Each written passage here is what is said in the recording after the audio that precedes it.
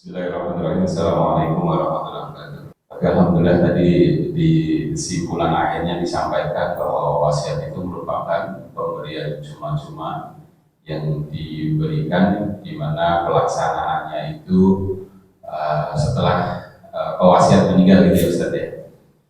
Nah, bagaimana halnya ketika ada wasiat atas warisan? Tadi kan Ustaz juga sampaikan bahwa ada contoh kasus yang tadi disampaikan adalah bisa dimungkinkan seseorang itu memberikan wasiat atas warisan. Pertanyaannya adalah bagaimana ketika wasiat itu tidak sesuai dengan hukum waris? Karena orang-orang tua kita itu kan biasanya punya kebijakan local wisdom ya, atau kebijakan dari orang tua untuk menghindari konflik atas anak-anaknya, para calon penerima warisan itu tadi, sehingga mereka seringkali mewasiatkan warisan. Dan ternyata pelanggar sebelum meninggal itu sudah dieksekusi, dalam arti anak-anak yang sudah penerima wasiat warisan itu tuh sudah menduduki rumahnya, menduduki tanahnya, sudah membangun, sudah memanfaatkan. Nah, itu akhirnya bagaimana kita menghukumi hal yang seperti itu. Terus yang kedua, tadi Ustadz sampaikan bahwa muamalah itu yang menjadi rujukan adalah substansinya, bukan redaksinya. Namun kita tahu pada saat ini dalam konteks hukum nasional seringkali kita melihat banyak para pihak yang memang terikat di dalam sebuah keperikatan muamalah itu tadi itu dalam posisi yang seringkali tidak seimbang gitu Ustaz. Sehingga kalau kita membuat kontrak atau apapun itu kan biasanya kan kata-katanya panjang. Ya kalau mau bikin kartu kredit atau apapun itu ya, kebetulan saya tidak punya kartu kredit, hanya mencontohkan cak saya itu saja yang punya banyak kartu kredit. Itu biasanya kan ininya banyak, sehingga S dan K-nya. Iya. S dan K-nya banyak ya. Nah betul, lampirannya yang banyak, sehingga kita sendiri itu mau membaca itu malas, sehingga kita tidak memahami substansinya. Yang penting targetnya terpenuhi, yang penting punya kartu kredit, yang penting disetujui kan. Akhirnya ya udah kita abaikan substansinya karena kita abaikan redaksinya. Di mana redaksi itu kan pasti berisi substansi, sehingga kita seringkali ya udah asal tanda tangan. Nah ini yang kedua. Terus yang ketiga Ustaz, seringkali kan kita memahami makna hibah. Tadi kan penyampaian yang juga secara cuma-cuma, tapi seringkali kan hibah ini kan ada embel-embelnya. Apalagi kalau hibah antar negara, kan salah satu komponen pembiayaan negara itu konon katanya kan ada hibah. Tapi ternyata hibah itu sebenarnya kan hutang gitu kan ya. Tidak hanya diberikan secara cuma-cuma, tapi ada syarat dan ketentuan yang berlaku. Itu saja Ustaz, mohon pencerahannya. Demikian, Assalamualaikum warahmatullahi wabarakatuh. Waalaikumsalam warahmatullahi wabarakatuh. Yang terakhir dulu saya singgung masalah hibah. Nah, masalah hibah pertemuan depan kita bahas ya. Oke, baik, itu masalah hibah. Yang kedua, masalah substansi dengan redaksi. Nah, jadi kaidahnya dalam muamalah itu al-ibratu fil uqud bil maqasid wal ma'ani la bil alfaz wal mabani. Itu kaidah fikihnya. Al-ibrah artinya yang diakui dalam akad muamalah adalah maqasid, tujuan, wal ma'ani, substansi. Lal alfaz bukan lafaz, wal mabani ataupun redaksi. Gitu. Nah, setiap kita dalam menyampaikan sebuah makna kan harus tepat dalam memilih kata, begitu. Gitu ya. Kenapa? Karena si pembicara, si pendengar paham sesuai yang dia dengar. Si pembaca paham sesuai yang dia baca. Nah, kalau kita sebagai penyampai pesan, baik tertulis atau lisan, maka harus memilih kosakata yang tepat, gitu, agar tidak terjadi perselisihan antara mereka. Nanti si A bilang begini, si B paham yang lain, nah kan jadi masalah. Nah, jadi tetap redaksi memang perlu, tapi kalau ada perselisihan, maka yang dilihat adalah substansinya. Nah, namun yang mengetahui substansi adalah pembicara, bukan pendengar, penulis, bukan pembaca. Maka ada kaidah berikutnya. Nah, maqasidul lafzi ala niyatil lafis. Maksud dari sebuah redaksi ya itu tergantung niat si pengucap gitu. Jadi kalau ada sebuah redaksi yang multi tafsir, maka tafsiran pembicara itu yang diterima, bukan tafsiran pendengar ya. Jadi tetap redaksi itu penting. Kenapa? Karena ini sarana untuk menyampaikan pesan, bukan nggak penting. Ini kan kalau terjadi perselisihan, begitu maksudnya ya. Ya kalau beres-beres aja ya nggak ada masalah kan gitu. Dan kalau terjadi perselisihan, maka substansi yang dilihat bukan redaksi. Itu kalau redaksinya multi tafsir. Kan nggak semua redaksi multi tafsir kan. Ada redaksi yang hanya memiliki satu makna. Kata sang suami, kamu saya talak. Ya udah, maknanya apa ya? Talak, ada makna lain, nggak perlu ditafsirkan. Ya, kamu saya ceraikan. Ya udah, cerai nggak perlu ditafsirkan. Maksud kita cerai cuma pisah dong, enggak. Nah, begitu ya. Jadi kalau redaksi yang tidak multi tafsir, maka penafsirannya ditolak. Itu kalau yang tidak multi tafsir. Ya, tapi kalau yang multi tafsir, penafsiran yang diterima penafsiran pembicara, maka boleh ada namanya klarifikasi. Itu kalau multi tafsir gitu ya. Tapi kalau tidak multi tafsir ya tentu sebaliknya, penafsirannya ditolak ya. Saya nikahkan kamu, berarti nikah, nggak ada mana lain udah. Kan ada beberapa kalimat yang seluruh masyarakat sudah menerima sebagai makna yang tidak dipahami selain itu, maka nggak bisa berbalik ya. Ada orang bilang yang beli amin bid'ah. Lah konteksnya amin sekarang siapa? Dia maksud saya begini. Nah, itu maksud seperti itu diabaikan, apalagi pembicaranya posisinya terlihat sebelah mana kan begitu gitu ya. Gitu. Artinya nggak semua perkataan itu bisa diklarifikasi dan diterima klarifikasinya jika masyarakat telah menerima satu makna, tidak multi tafsir. Artinya redaksi tetap perlu, ya kan? Namun tadi yang Bapak contohkan hibah, tapi ada syaratnya. Berarti bukan hibah, gitu aja udah. Hibah, tapi minta imbalan, ya bukan hibah. Nih Pak, HP Bapak buat Bapak nih, tapi kasih saya 1 juta, bisa aja jual beli kan begitu, ya kan? Gitu. Itu yang maksud dengan substansi yang dilihat bukan redaksi, gitu ya, itu maksudnya. Tapi redaksi tetap perlu, makanya kalau kita sebagai pengucap, sebagai penulis, sebagai penutur, ya harus memilih kata yang tepat. Makanya saya kalau lagi bicara hukum, ngomong tuh pelan-pelan, ya pelan-pelan ngomongnya, nggak begitu, nggak bisa. Ya. Kenapa? Takut salah kata. Kalau salah kata nanti ditafsirkan lain kayak gitu, seperti itu. Nah kemudian kembali yang pertama. Si bapak berwasiat kepada anak-anaknya. Kalau wasiatnya tentang warisan, berarti di sini substansinya wasiat bermakna pesan, bukan wasiat bermakna seperti yang kita bahas tadi. Ya, wasiat bermakna pesan, ya, bukan bermakna wasiat yaitu pemberian secara cuma-cuma. Ya, jadi kan pentingnya substansi kan begitu. Tadi kan kita sudah menyebutkan definisi wasiat. Itu apa? Tabarru'un bihaqqin mudhafin ila ma ba'dal maut. Pemberian sebuah hak secara cuma-cuma yang dikaitkan dengan setelah kematian. Itu kan definisi. Definisi kan batasan. Berarti kalau tidak seperti itu substansinya, berarti bukan wasiat secara istilah.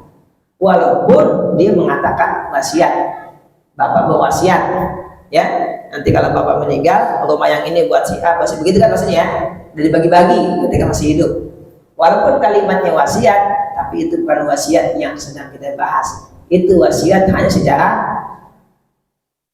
lugotan, secara bahasa, bukan secara istilah. Gitu ya, seperti itu. Misalnya sampai sini jelas ya. Nah, yang selanjutnya tadi ada 2 buah kata kunci yang saya tangkap.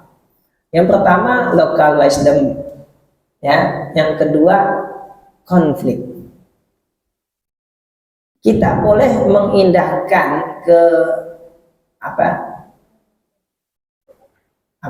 kebiasaan atau adat atau tradisi, boleh ya, yang sudah diterima oleh masyarakat, tapi tidak mutlak. Itu apa? Dengan ketentuan adat tradisi tersebut tidak bertentangan dengan syariat. Kalau bertentangan, maka nggak boleh syariat dikalahkan oleh adat. Begitu. Nggak boleh dikalahkan oleh adat. Karena kalau dikalahkan oleh adat, berarti sama aja hukum Tuhan dikalahkan oleh hukum manusia. Itu logikanya begitu ya. Nah, kalau ada adat tradisi tidak bertentangan dengan syariat, silahkan, boleh. Tapi kalau bertentangan, di sini Pak, tradisinya nggak ada bagi waris Pak. Pokoknya orang sebelum mati itu udah dibagi-bagiin, nah kan begitu. Emang begitu tradisinya. Kenapa? Ya biar nggak konflik. Nah ini yang kedua nih, kata konflik ya. Kata konflik. Kalau hukum Islam menimbulkan konflik, kira-kira yang salah hukumnya atau manusianya? Nah itu aja kan. Mestinya Islam itu ketika diturunkan untuk menghindari konflik. Berarti kalau konflik terjadi, berarti mereka yang menolak hukum Islam namanya, bukan hukum Islam menimbulkan konflik. Kan terkadang orang menafsirkannya salah, menyebabkan kegaduhan. Yang bikin gaduh mah media, bukan yang ngucapin. Media yang bikin gaduh, dia yang disalahin. Itu kan faktanya begitu kan, menyebabkan kegaduhan, akhirnya di penjara gara-gara menyebabkan kegaduhan. Itu kan absurd banget tuh hakim yang memutuskan berdasarkan itu. Ya, gara-gara dianggap menyebabkan, padahal cuma bilang alhamdulillah saya sehat-sehat aja, nah, kan gitu. Dianggap bohong, ya kan, dan kebohongannya menyebabkan kegaduhan, akhirnya kenalah pasal tentang menyebabkan yang bikin gaduh mah media. Makanya dalam Islam, dalam fikih ada kaidah yang sangat bagus, hukum dinisbatkan kepada penyebab terakhir itu. Hukum dinisbatkan kepada penyebab terakhir, bukan penyebab pertama. Itu dalam kaidah fikih begitu. Penyebab terakhir dinisbatkannya. Kalau contoh sederhananya, si A buka kandang burung. Ketika dibuka, burung nggak keluar, nggak terbang. Si B duduk digoyangin, keluar. Nah itu yang saya si B, bukan si A. Tuh kaidah fikihnya begitu. Nah itu lebih jelas. Ya. Nah jadi kalau si A ngomong dibilang menyebabkannya, bikin gaduh media. Yang bikin gaduh yang nyebarin di media sosial, bukan saya kok. Saya yang dihukum. Nah kan nggak jelas kan. Nah kalau begitu orang kadang ngomong, besok-besok diem aja dah. Jika saya ngomong sekarang ini, tiba-tiba bikin gaduh, ya jangan salahin saya, ngomong lah. Salahnya nyebar luaskan omongan saya. Nah kalau dibilang yang menyebabkan, Nabi bikin kegaduhan di Mekah. Ya kan, Nabi bikin anak sama bapak pisah, kan begitu faktanya kan. Nabi bikin anak sama ibunya pisah, dan itu yang jadi alasan Umar kenapa pertama kali tidak menerima Islam, karena dianggap menyebabkan kegaduhan di tengah-tengah bangsa Arab, gitu ya. Nah kalau misalkan kita ingin bagi-bagi harta sebelum kita mati dengan alasan menghindari konflik, ini yang perlu diluruskan berarti pola pikirnya. Kalau Anda ingin menghindari konflik, ikuti hukum, kan begitu. Ya kan? Saya pengen jalan lancar, ya udah bawa forager, semua orang suruh berhenti, kita doang yang lewat, begitu. Ya semua orang suruh berhenti, dia jangan lewat, saya mau lewat. Ya kagak, kalau mau tertib ikuti lampu merah, berhenti, jalan-jalan, tertib. Jangan yang lain suruh diam, kita yang jalan, itu bukan peraturan namanya, arogan. Kan begitu ya. Nah kalau mau tertib tanpa konflik, ya ikuti aturan, selesai. Bukan bikin aturan sendiri. Gimana kira-kira logikanya? Ya kan? Jadi kalau kata Bapak tadi, si fulan bagi-bagi harta sebelum meninggal dengan alasan menghindari konflik atau mengikuti local wisdom, berarti mindsetnya yang perlu kita tata ulang. Pertama, namanya local wisdom atau dalam bahasa fikihnya itu diterima selama tidak bertentangan dengan syariat. Apa dalilnya? Ketika Islam datang, kebiasaan-kebiasaan bangsa Arab yang bagus dipertahankan. Itu faktanya. Enggak semua dihapus, enggak. Makanya Nabi menyebut innama bu'istu liutammima makarimah akhlak. Aku diutus tidak lain adalah untuk utammim, menyempurnakan akhlak-akhlak mulia. Berarti udah ada akhlak mulia di tengah bangsa Arab saat itu, banyak akhlak mulia. Yang mulia dipertahankan, yang belum mulia ditata ulang. Itu begitu. Ya. Jadi apapun tradisi masyarakat silakan selama tidak bertentangan dengan syariat. Bertentangan ya harus ikut syariat, jangan dibalik.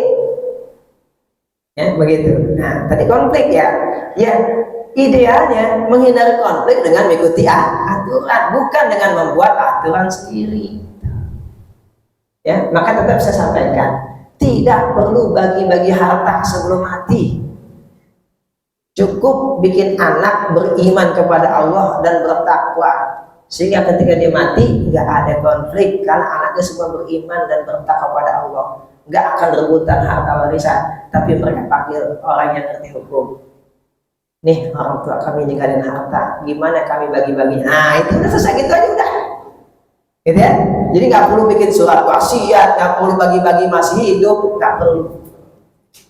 Nggak perlu. Ya. Bahkan sebaliknya kalau kita bikin hukum sendiri bertentangan dengan hukum Allah, pasti akan ada dampak buruknya. Mudah-mudahan dijawab ya. Nah, masih ada mau nanya? Atau langsung makan aja? Sambil ngobrol, Ustaz. Ini wasiat Ustaz nih. Hah? Udah cukup? Baik. Ya.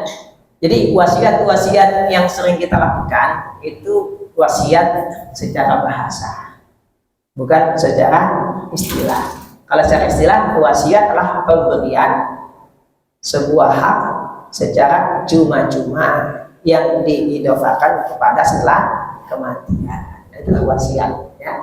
Nah, kalau kalimat wasiat yang mungkin kita gunakan itu mana pesan seperti khotib Jumat ya. Usikum wa nafsi bitaqwallah, wasiat tuh. Tapi bukan wasiat yang istilah ya. Kan di antara rukun yang wajib disampaikan oleh khotib secara fikih Syafi'i ya, harus berwasiat. Harus ada tuh. Kalau nggak ada disalahin kita. Ustaz nggak ngomong usikum katanya. Padahal substansinya wasiat udah substansinya wasiat kan. Cuma lupa mengucapkan kata usikum, disalahin. Ya, jadi ustaznya mungkin belum terbiasa mengucapkan kalimat usikum, padahal isinya wasiat semua kan, ngajak bertakwa, ngajak beriman kan, itu kan wasiat namanya kan. Cuma nggak mengucapkan kalimat usikum, begitu turun ditegur, Ustaz tadi khutbahnya kagak sah, kenapa? Nggak nyebutin usikum, nggak nyebutin usikum salah ya, padahal kan substansi udah berwasiat. Nah, itulah makanya tadi, jadi kalimat itu dilihat substansinya bukan redaksinya. Ya kan, walaupun nggak mutlak, dalam beberapa kasus tertentu ada redaksi yang ditentukan yang nggak boleh diganti dengan redaksi yang lain. Ya, baik, demikian yang bisa kita kaji pada pagi hari ini. Mudah-mudahan menjadi ilmu yang bermanfaat buat kita, menambah wawasan dan pengetahuan kita tentang fikih, tentang hukum Islam, khususnya tentang wasiat. Insya Allah yang akan datang kita bahas tentang hibah, ya, biar kita bisa mengerti lagi tentang bab-bab muamalah, ya, tentang perpindahan hak, perpindahan harta dari satu tangan ke yang lainnya sesuai dengan ketentuan syariat Islam. Mudah-mudahan Allah senantiasa memberikan keberkahan buat kita semua, baik keberkahan harta, keberkahan waktu, keberkahan umur, keberkahan keluarga kita semua, sehingga kita bisa menikmati dunia dan menikmati akhirat. Al-Fatihah. Alhamdulillahirabbil alamin arrahmanir rahim maliki yaumiddin. Iyyaka na'budu wa iyyaka nasta'in. Ihdinas siratal mustaqim, siratal ladzina an'amta 'alaihim ghairil maghdubi 'alaihim waladdallin. Amin. Astaghfirullahaladzim, astaghfirullahaladzim, astaghfirullahaladzim. Bismillahirrahmanirrahim. Alhamdulillah rabbil alamin. Allahumma shalli ala sayyidina Muhammad wa ala ali sayyidina Muhammad. Allahumma aghnina bil ilmi wa zayyinna bil hilmi wa akrimna bil taqwa wa jamilna bil afiyah. Allahumma jamilna bil afiyati wa salama wa haqiqna bil taqwa wal istiqamah wa idna min mujibatin nadama innaka sami'ud du'a. Rabbana atina fid dunya hasanah wa fil akhirati hasanah wa qina adzabannar. Wa sallallahu ala sayyidina Muhammadin wa ala alihi wa sahbihi wasallam. Alhamdulillahi rabbil alamin. Subhanallahi wa bihamdika asyhadu an la ilaha illa anta astaghfiruka wa atubu ilaik. Assalamualaikum warahmatullahi wabarakatuh. Waalaikumsalam.